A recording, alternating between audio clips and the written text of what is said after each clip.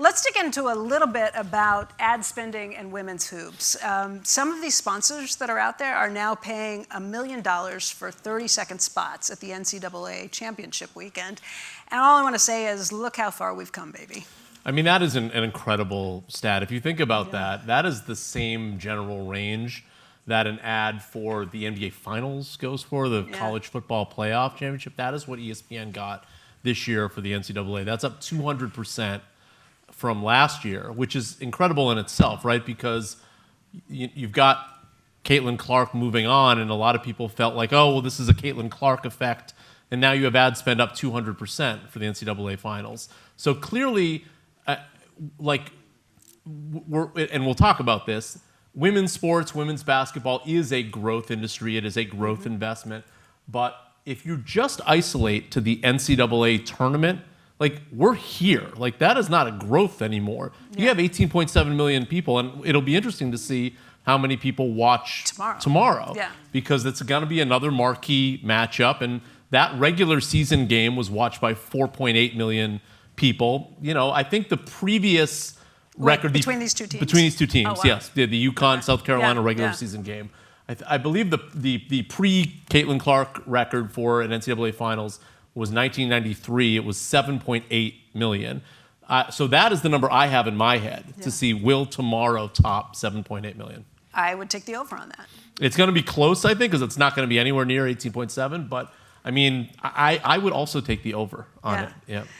Let's talk about NIL, that name, image, and likeness. That has changed things for every sport out there. But I think the WNBA in particular has been a huge beneficiary of this. The NIL, to me, again, it's more than any other league. I think the WNBA has benefited from the fact that you've got what I would almost define them as, like, the players become characters. They become part of the drama. And there is so much energy now to branding stars before they hit the WNBA in a way that I think isn't really comparable to any other league. And so when you're getting full-fledged stars and then you're able to take them into their next chapter, that is an enormous opportunity for the WNBA, so that they don't have to kind of start from scratch with the storytelling.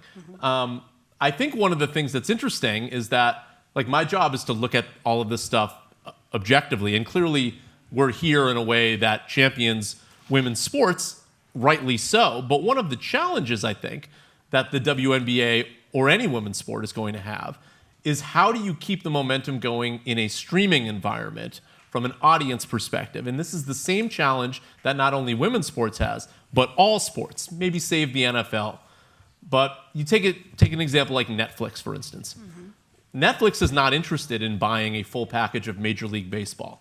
Why? Because they feel like Major League Baseball games are going to get lost in the shuffle of everything Netflix has to offer. So instead, Netflix wants events. They want, okay, well, we know this thing is going to do well, so maybe we would buy the Home Run Derby and spend a lot of money for that. But we don't want to buy 60 games because each one doesn't rate very well against the other things that Netflix has to offer. And I think what NIL is doing for the WNBA potentially is it is defining storylines for characters, in essence. These players are part of the entertainment, part of the story. And you want to see now, well, what is the next chapter? Like, I just watched the first 3 seasons of Juju Watkins, or whatever it may be. Like, what is going to be the next episode of Juju Watkins moving on? And that is a huge advantage this league has. The challenge is going to be, how does the WNBA eventize that so that all of the big streaming money comes in, so that it's not just, well, I'll buy 65 regular season games. And how do they pay them accordingly when you have superstars who are already coming in? Well, so that is another issue, right? We just saw Flau'jae Johnson say that she's going to stay in college now and not go to the WNBA because she makes $4.5 million a year from NIL deals, and she can make $250,000 in the WNBA. That needs to change. I mean, that has to come to a point where it looks like every other league, where you're getting paid at a maximum level when you're playing at a top competition level, rather than this reverse thing, which we see both from a salary standpoint and a TV rating standpoint, where college is actually trumping the pro leagues. Like, that will take time, obviously, but it has to equalize or fall in line with the rest of sports. Okay, we follow the money. We follow for investors, and investors will follow where the money goes. That's here. How should investors be looking at all of this? So I think it is when we first started CNBC Sport in September, I asked a number of different investors, what is the biggest story in sports right now? And the number one answer I got was investing in women's sports. Really? But yes, more than anything else. And because it's the biggest opportunity in terms of when you're seeing the valuations versus where they're going to go. When you're seeing the growth in valuations. Yeah. And look, I think it's important to understand the size of the markets we're talking about here. From a commercial revenue standpoint, women's sports bring in somewhere in like the, $1 to $4 billion range per year, depending on which study you believe. Men's sports is $500 billion to $750 billion. So that's the delta between women's sports and men's sports today. That is an enormous investment opportunity, clearly. But it is not a given that you're just going to go up and to the right. Like you need to market yourself, and you need to make sure that the momentum continues, because right now it looks like an amazing opportunity, but no investment opportunity comes without risk. So clearly there's a lot of attention right now because people see the potential of it.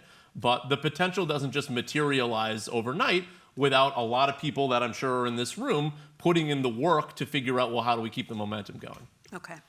Alex, thank you. Thank you. And by the way, you were at the games with your family last night? Not with my family, but I was with Jess Golden, who was sitting in the back.